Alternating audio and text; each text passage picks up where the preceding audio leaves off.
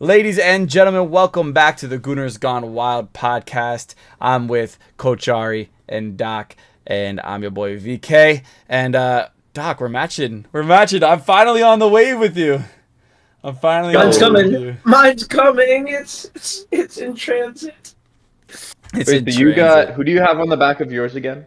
Let's see it. Turn Who, me? around. Roll I spin. got Yeah. The only my other person that has it. captain. My captain, bro. You know what they should do? Captain, They my should put captain. they should put the O slashes in the 8. So it's like, you know what I mean?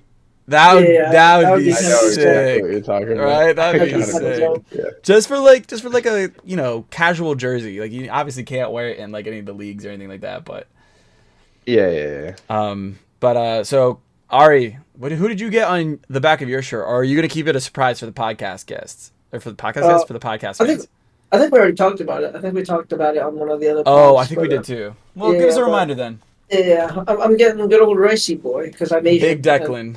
you know like to farm Little rice when I was little little jollof rice. when I was back in Vietnam. So got to support that rice farming.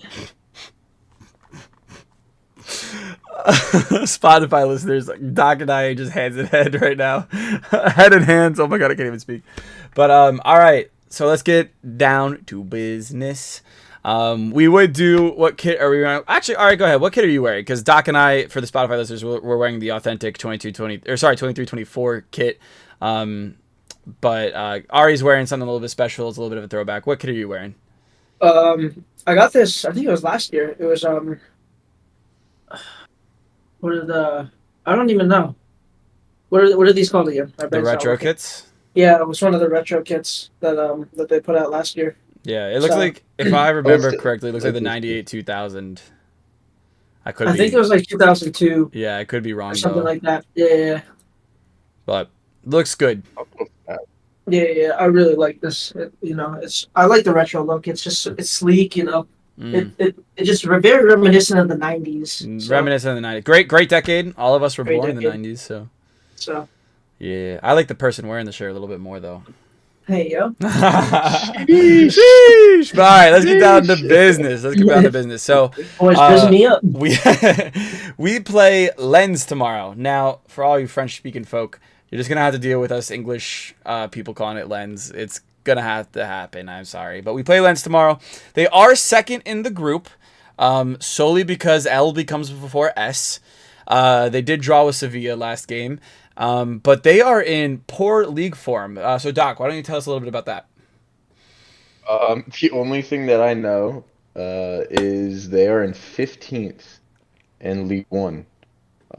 They're sitting on 7 points. They have 2 wins, 1 draw, and 4 losses.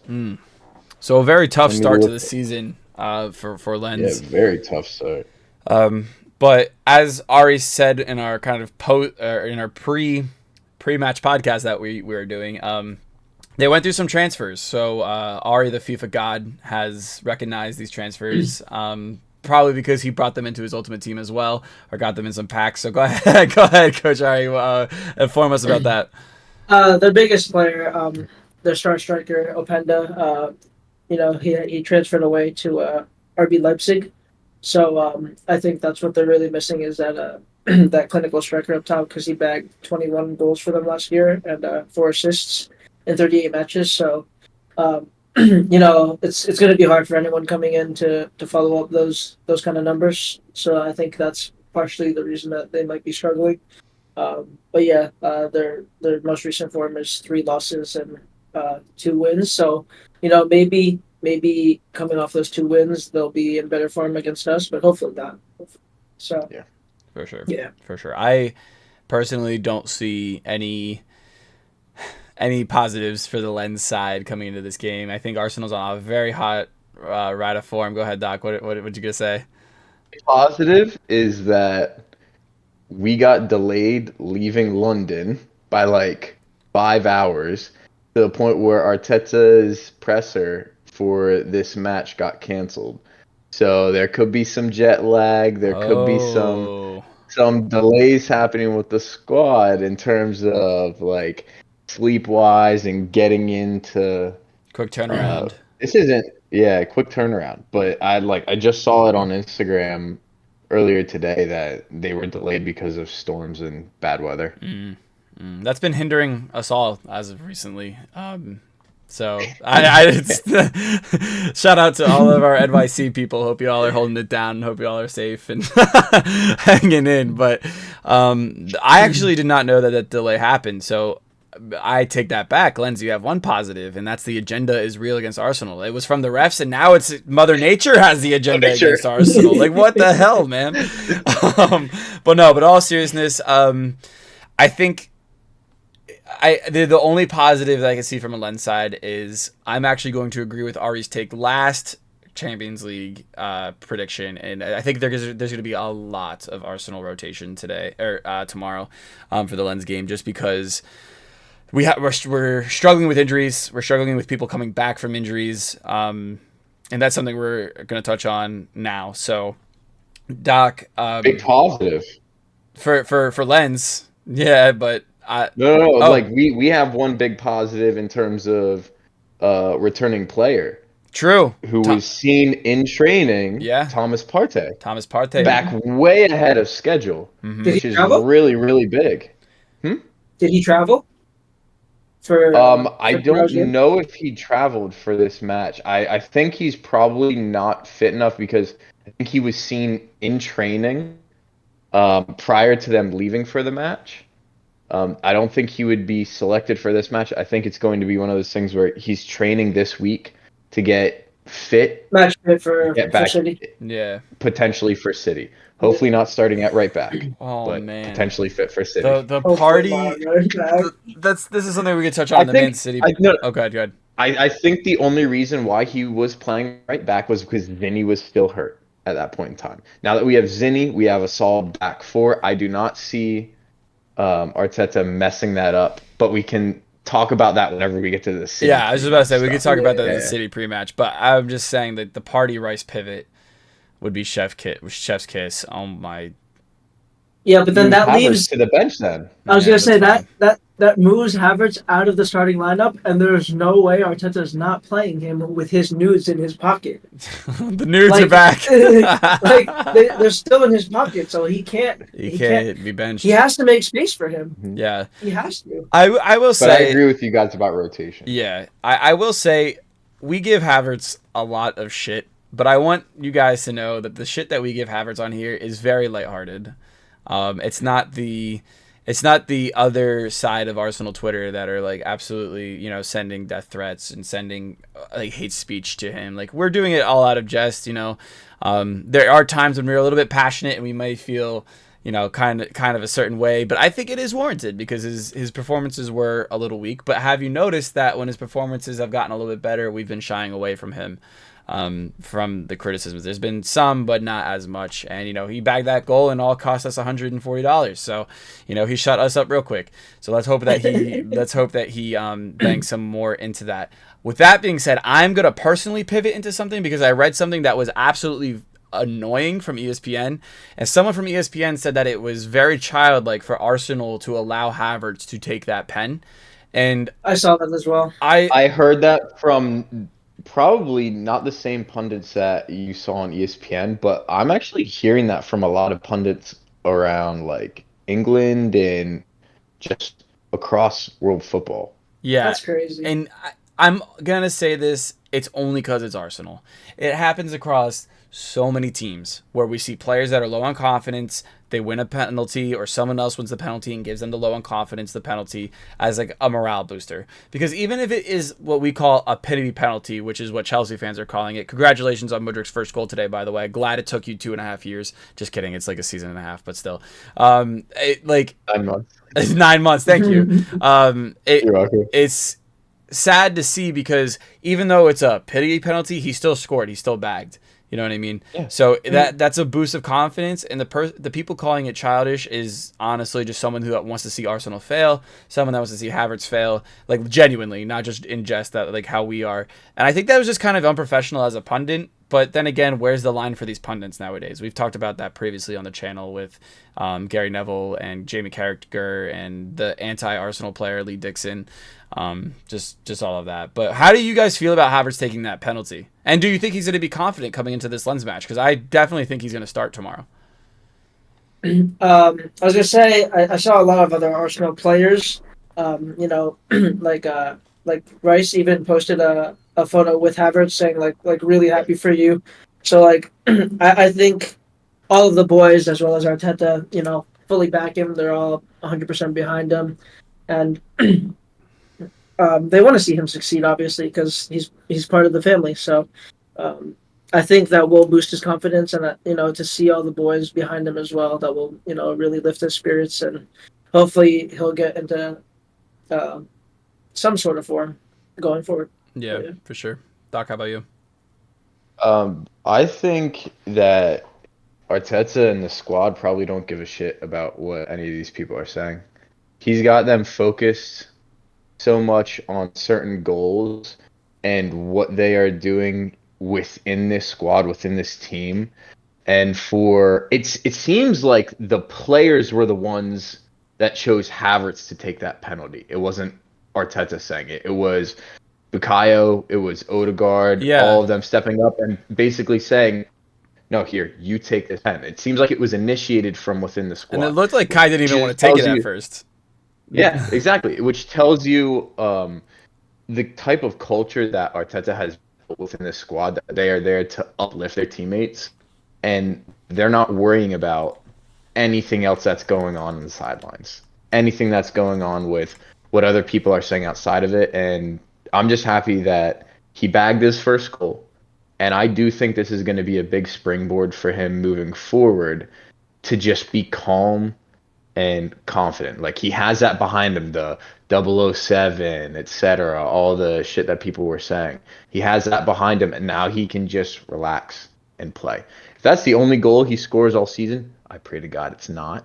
But if it is, at least he got that out of the way. Like, and that was he doesn't forever. have to worry about it. Yeah, and that was forever to haunt him. Like Mudryk. I mean, like you said, it took him 9 months, and people such as myself are still bringing that up, So we're very grateful that happened actually on his, I think it was his 8th appearance. I think it was 7th appearance in the Prem, but his 8th appearance for Arsenal throughout the season. So, it's very fortunate that, it took 8 appearances rather than the 62 or whatever. And just to build off of what you're saying, Doc, I don't mean to cut you off. 2 things. You're fine. It took Thierry Henry 9 games to score his first goal. And Kai Havertz is only 24. So the fact, yeah, they're not even. So what I'm hearing here is that Kai Havertz is the next TT. Is the white TT. Yes, the German TT. The German TT, exactly. But no, we'll speak it into existence. But Kai Havertz is also only 24. So we're giving a 24-year-old a lot of pressure and a lot of stink. Now, if he was 28 in his prime, I would be a little concerned. That's when I'd be actually concerned rather than just memeing and stuff like that. But we need to remember he's 24. He's got a lot of growing to do. His breakout season happened when he was just like Saka when he was 19 for Leverkusen. Like, he's a young kid. And to have a Champions League winning goal to your repertoire at the age of 24 is an incredible feat in itself. So as much as I say back him, I also do think that there needs to be a happy balance of criticism and backing. And I think you'll find that all right here on GGW. I was just about to say, I think we do a pretty good job of doing that. But before we get into the nitty-gritty of Lens versus Arsenal, there is a huge talking point that I think we all need to touch on because it's affected Arsenal, it's affected other clubs, and especially this week it affected Liverpool. I had a very clever segue for this, but I decided it was inappropriate. I would say, oh, good thing we get to see some UEFA refereeing tomorrow and not Premier League refereeing tomorrow, and then segue into that. But I just feel like it's just not that acceptable because it's a disgrace, guys. Like, we say, I make the joke all the time that it's an agenda against Arsenal. It's not really a joke, but I just cope and say it is. But Sunday felt like a screw job. Do, Very much so. do you guys agree with that? It felt like a Yeah. really big screw job. There's way too many inconsistencies with refereeing, and like it's actually insane to me that VAR gets paid to do one thing and they can't even like draw the lines. Like you are literally getting paid for a single task. Like they send you footage and you draw a line. That is it. And like their inability to do that is mind-boggling. Like what are you even doing then if you're not even doing your only job? Like Correct. I just don't. Somebody, there's rumors, or like this isn't legit. I just saw it on one post, but there was somebody that said that either the assistant VAR or the VAR was using the bathroom at that point in time whenever everything Oh was my happening. goodness. Oh my goodness. And I don't think that's legit, but wouldn't that be funny That as would be shit? funny as hell. That would I be mean, funny as No, hell. they but might as like well be like.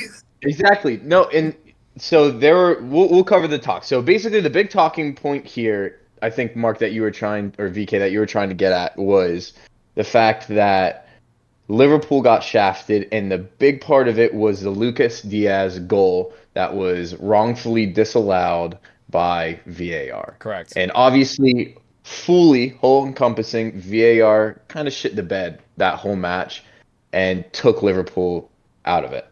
Um, what VAR is saying is that there was miscommunication, which again, I don't know how the fuck that happens It shouldn't whenever you happen. have an on-field referee talking through a decision with VAR. Okay? There needs to be communication there. But what happened was there was miscommunication somehow. The VAR thought that a goal had been awarded, and all he was doing was checking to make sure that the player was onside. He saw that the player was onside. We didn't see any lines drawn because none were drawn. And he said, check complete. And then on field referee was like, okay, check complete, where he had called an offside because the linesman held up his flag, which you could see again if they had been watching the game. I think one of the pundits had said that there was a freeze frame of about 4 seconds where you could see a linesman holding up a flag. So if they had actually been watching the live stream of the game, they would have seen, oh, the call was actually offsides. So that's what happened there. I I like what Liverpool did. They put out a post basically asking, or at least recently asking for Mm-hmm. the audio of the on-field referee and the VAR talking to each other just to see what that conversation was like leading up to that disallowed goal. And I agree with it. And Mm. honestly, I feel for you, Liverpool fans, because I think you were wrongfully pulled out of a match which you deserve to get a point from, at least, if not all three. And big balls to Liverpool for calling out the Calling them out. PGMOL. Yeah, there needs to be a movement. Ari, I know you want to say Mm, something. Go ahead. oh no, you're good. Oh, I was just agreeing. I was shaking my head in agreement well, because and I find it very, again, very concerning that it only happens to certain teams. So there has been 1, 2, 3, 4, 5, 6, 7, 8, 9, Bring up the errors 10, 11, 12, 13, for the 14 apologies. instances where VAR had to apologize. Yes. Okay? at least two or three of them Probably. were us for sure. Arsenal is The twice. Brentford and Manchester Yep. United. Arsenal is twice. Um, Everton is twice. Liverpool is twice. I don't. Any other Big Six No sides? other Big Six was affected. If we're talking Big Six, it only benefits, or it only was an apology sent to Arsenal and Liverpool. No other Big Six. And actually, in a lot of these, the Big Six is what benefited from it. So there's a big decision from Chelsea and West Ham where Chelsea took all 3 points. There's a big decision with Man United against us when they took all 3 points. There's a decision against Brighton where they took all 3 points against Liverpool. There's a decision against. Brentford was the other one with One us. of us was us Where first one for Yeah, Brentford. yeah, where Ivan Toney Correct. scored that goal. Um, No, but I understand what you're there saying. was Now this one didn't lead to 3 points, but there was a missed call from Aston Villa versus Man United where Aston Villa scored from a set piece, but then VAR viewed that it was taken from too far back, so it allowed Man United to reset and redo the set piece. Fortunately, Aston Villa still won. But you notice that there's inconsistencies, but it's only affecting certain teams, you know. And now my problem with this is there's been, you said 14 apologies. 14 apologies in There's the been span of 3 years. No, sorry, in the span of 1 year. From 2022 to 20, it's literally happened from 2022 and 23 has been the 14 apologies. So there's 14 fixtures right there that have been affected by VAR. 14 fixtures. And it is taking this one for any club, honestly, to have the balls enough to say something, speak up, and try and do something about it. So again, I reiterate, props to Liverpool for doing this because I think there needs to be some form of a change. My personal opinion, I think the audio for all VAR decisions should be public. I feel like all audio where the on-field referee, the VAR, and VAR assistant are communicating these choices needs to be available to be heard so we can hear what that conversation is whenever they are making a decision. And I think that's the only thing that's fair. Like, I'm not saying we need to go back and we need to change points. We need to change anything like that because I think that ruins the integrity of the game significantly. And it takes away from the point of having VAR. But I think there needs to be more consistency. I'm actually going to disagree with you. I think. Oh, that's fine. This is I know. a podcast. I think. It's opinion based, Now, baby. I'm going to go and put in some context to say that if I wasn't an Arsenal fan, Liverpool would be my team, 100%. I actually really rate the club very heavily. Well, don't you have family that? I do have Liverpool family that fans? supports Liverpool, correct. However, I will say that is a very big factor, but it wasn't the only factor. I think even Ari might remember. I've been begging for a club anthem for years because of Liverpool. Every time "You'll Never Walk Alone" comes on, I get goosebumps. I'm not even a Liverpool fan, and I get goosebumps. You know. But anyways, like, I genuinely think that game should be replayed, not points given or anything like that. I think they should replay the game. With Steve Hooper not being the main referee, I don't know how he finessed that because he's apparently a Tottenham fan. I thought there was rules in place where that can't happen. That could be fabricated, but there's been statements that he has been declared a Tottenham fan. And like you said, the audio needs to be recorded and released, or not released, but at least recorded and ready to go if something does happen and there is a controversial moment in the game where they can just immediately right after the game be like, VAR audio released. And this is why I say this. When Virgil van Dijk got a very questionable red card in the beginning of the season, what did they do? They released the audio. It's a very questionable, very controversial point. That wasn't even argued. That wasn't argued nearly as much as what this call is. So don't pick and choose when you release the audio. Release the audio for every game. You already opened the floodgates that you did it for monetary purposes, for video entertainment purposes. Hell, you could do that for video entertainment purposes. You can get clicks. You could bring people into Sky Sports. You can all that stuff with that. But you got to start releasing these audios because it was a disgrace. It was actually kind of funny. All four of us kind of agreed that the refereeing was shambolic in the Arsenal game. And then turn around and this happens. It was, what, not even 2 hours after the Arsenal game? The thing is, too, it wasn't even just that call. I don't agree with the initial yellow for Jota. Agreed. The first yellow. Agreed. And then, obviously, the second one is a yellow. Yes, the 100%. second foul is a yellow. Yeah. That first one is never a yellow. I forget who it was. Was it Udogie? I think it was Udogie. He got David Luiz. He got David Luiz. Was running up the field, and the bottom of his cleat hit Jota's knee, and he goes down. That is never a yellow, in my opinion. Right. It's unless your name's David Luiz. Sorry, I'm gonna keep saying that. Yeah, and then Still salty. then who got sent off? Curtis Jones. Yeah, that is so cleats to ball deflects the foot over top of it. I think it is a harsh challenge. Yeah. I do. And it wasn't Red even. card challenge for like I understand if his foot went straight over top of the ball and caught the inside of his ankle, yeah, red.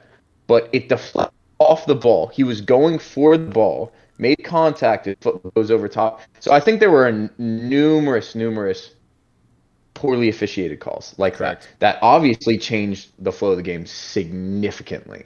And there wasn't even excessive force in the Curtis Jones tackle. Like if there was more force into it, like I'd say okay, like that's arguable for a red. But like he even tries to pull out of Yep. the tackle like a little bit. Like you can tell that he's not putting his full weight into his leg. So it's like that's never a red for me either, based on the circumstances. But Correct. And I agree with both of you, but I like what Doc said, how it looks like a harsh tackle, right?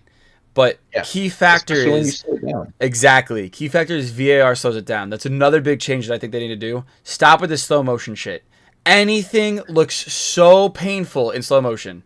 Just play it at normal speed and then make your decision.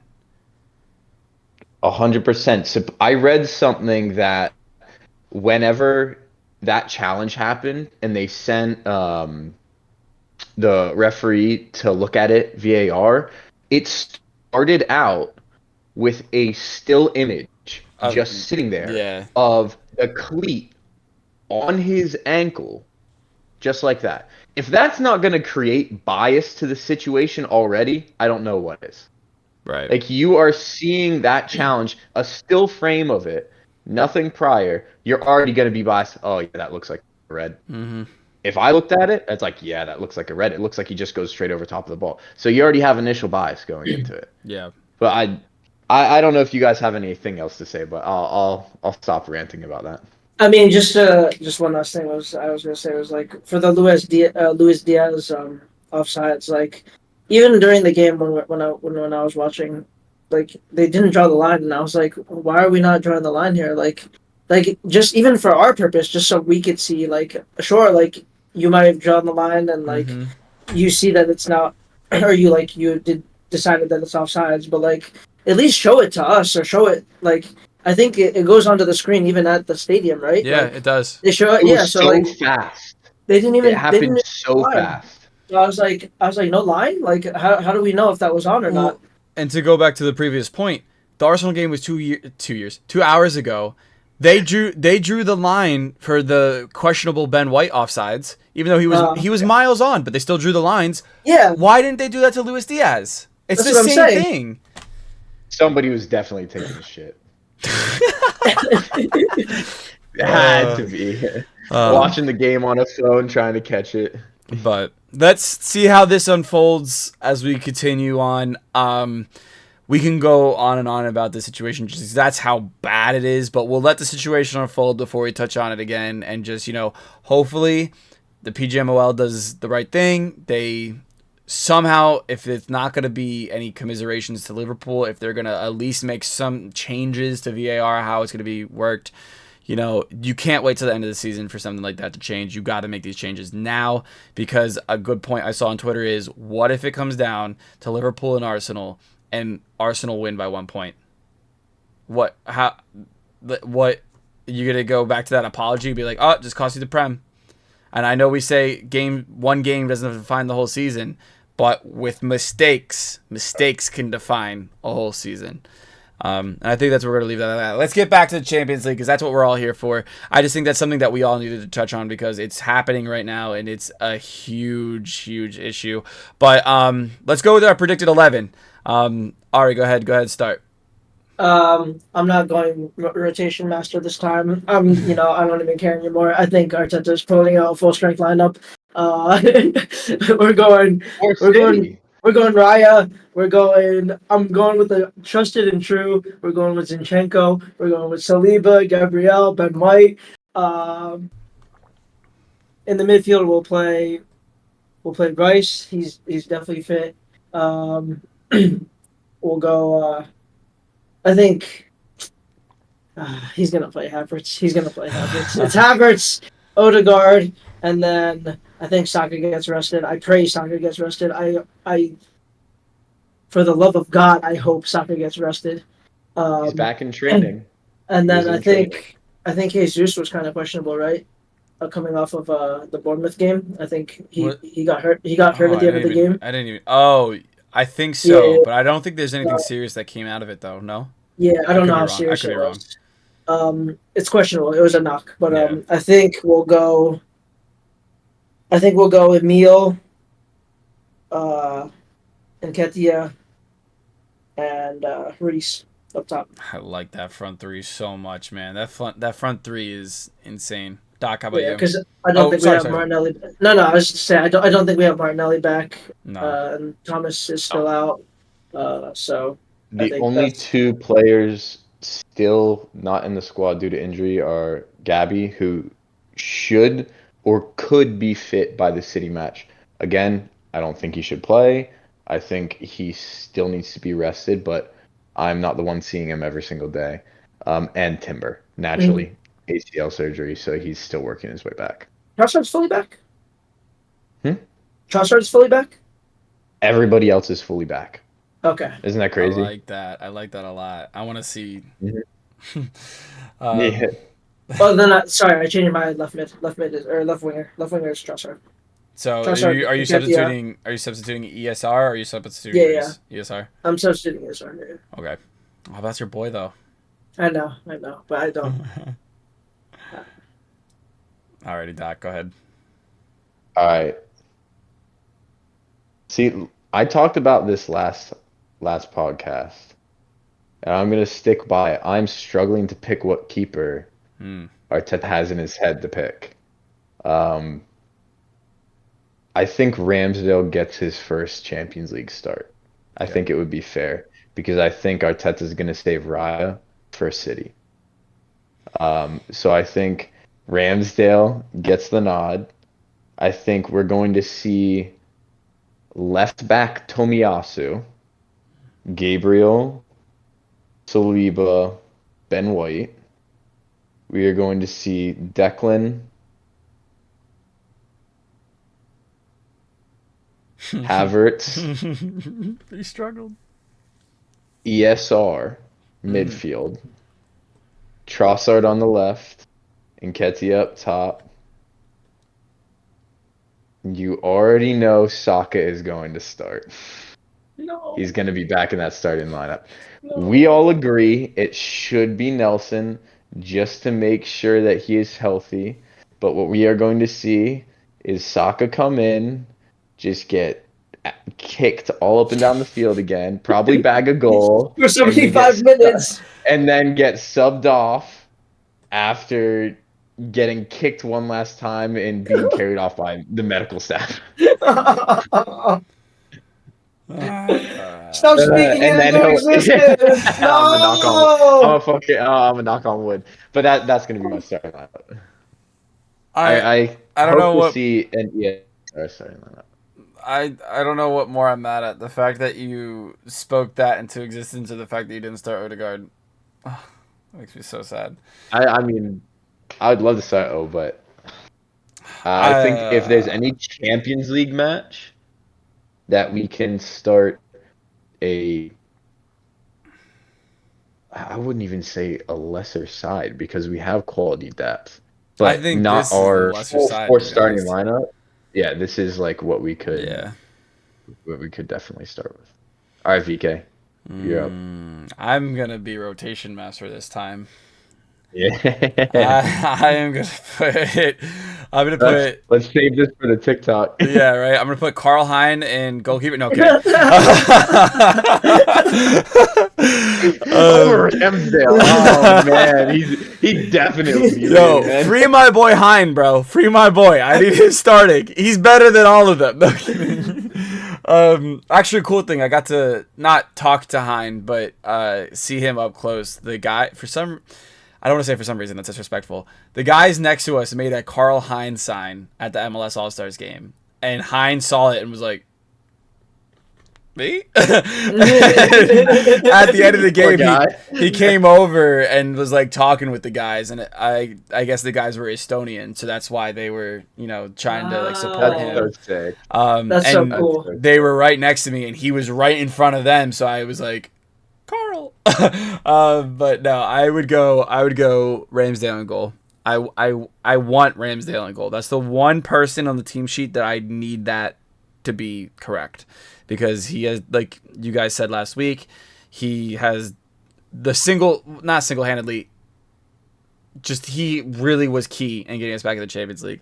So I would love to see him back in the lineup in the Champions League. So Ramsdale, I'm gonna go Tomiyasu left back. I think Zinni is rested. We made a few comments on the live watch along that he's not looking as sharp, but I think he's still got it in him for the City game. I'm gonna go Rob Holding. Oh, sorry, triggered. I'm gonna go Gabriel. I'm not gonna say Saliba. I'm gonna go Ben White right back, and then no, sorry, not Ben White. Kivior? Like that. I know, my fault. Caroline Holdini.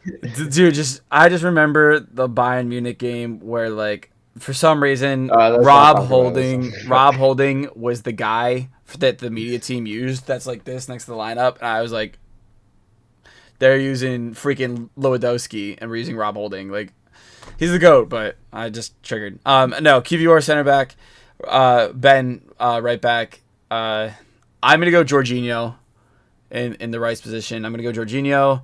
I'm gonna go Havertz, and I'm gonna go Odegaard. And then the front three, I'm actually going to agree with Ari. I think it's going to be actually, sorry, your first opinion. The first suggestion, I'm gonna go ESR on the left, or right on the left, Reese on the right, and then Nketiah up top. I think that'll be a pretty good rotated lineup. I just think with the City game coming up, it's too risky to put Saka, Rice. I'm going to say Odegaard because I feel like Odegaard's fitness has always been pretty positive. But I think it's just too risky to put Rice and Saka, who are coming off of injury. But I know. Go ahead, Ari. I was thinking the same thing for the North London Derby, and then he didn't rotate a single player. So this is true. I mean, that's just all. It's Champions League. You never know. I think we have the depth for it now, especially since we only have 2 players out technically with injury at this point in the squad. Yeah. I'm just thinking he's putting out a full strength side because we're away. So, that you have to factor that in as well. So, but for sure. This isn't the Carabao Cup. Yeah, facts. And real quick, we know this has been a long pod, lads. We apologize, but hopefully y'all are still with us. But real quick, score predictions. If you want to do goal scores, you can. If you're kind of discombobulated from the referee talk, we can skip that too. But score predictions. Doc, I'm going to start with you. Go ahead. I'm going to go with a solid 3-1. I think we see a Trossard goal. I think we see a ESR goal, and then we're going to see an Nketiah goal as well. And then for Lens, I couldn't tell you who's Carl Hein own goal. No, I'm kidding. Yeah.